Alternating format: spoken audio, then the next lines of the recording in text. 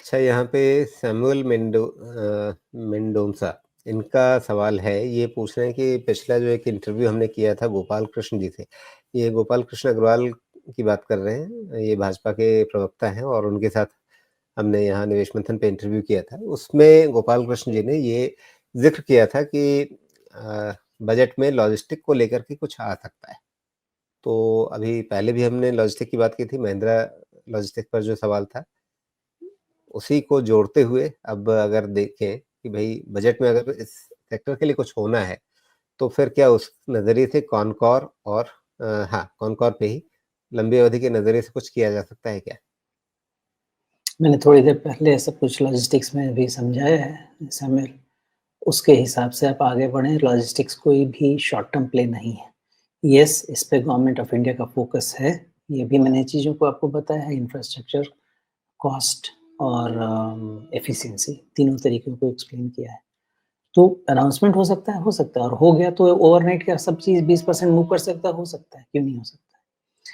अब मुझे बिल्कुल आइडिया नहीं है कि ऐसा कुछ अनाउंसमेंट आने वाला है, नहीं आने वाला है, इसलिए मैं चीज़ों को फंडामेंटली रीड करता हूँ। मुझे सेक्टर फ़ेवरेबल लगता है, लेकिन ये वेट एंड वॉच वाला सेक्टर है। अगर आपके पास समय है, तो it's a play on the back of economy, तो फिर आपको वहाँ पे फ़ायदा हो सकता है। जी, लेकिन अभी इसका चार्ट देख कर के तो लग नहीं रहा कि बाज़ार बहुत ज़्यादा उम्मीद से है अभी।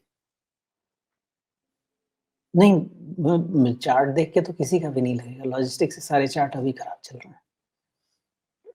जी, ठीक है। लेकिन लंबे अवधि के लिए अगर ये पैसा लगाना चाहें तो क्या उसके लिए ये सही लेवल्स हैं या अच्छे लेवल्स हैं? क्योंकि यहाँ पे कॉनकॉर की ही पर्टिकुलर बात करें, एक रिट्रेसमेंट लगाने की सोच रहा था। वो ये है कि 61.8% रिट्रेसमेंट के आसपास आप मतलब अक्टूबर से ही देख रहे हैं कि ये शेयर जो है थोड़ा-थोड़ा कहीं सपोर्ट लेने की कोशिश कर रहा है। बहुत ज़्यादा इस लेवल को छोड़ नहीं रहा है। सपोर्ट कहीं आस-पास ही है क्योंकि 750, 730 ये सब रेंज सपोर्ट का ही बनता है और एटलीस्ट मीडियम टर्म सपोर्ट बनता है। इतनी जल्दी छूटने वाला सपोर्ट नहीं बनता।